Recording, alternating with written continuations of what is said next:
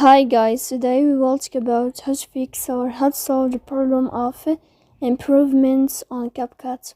To know how to fix or how to solve the problem of improvements on Capcut, you should just go to settings. In the first, you can go to the application of Capcut. Then you can click on first step and you can click OK. After that, you'll enter to the window of storage. Here you can click clear cache. Don't click clear data because that can cause you errors. You can delete your account.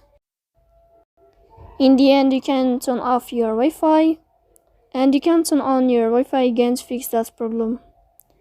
So please don't forget to support us by like and subscribe. See you next time in another video, and thank you for your attention and your watching.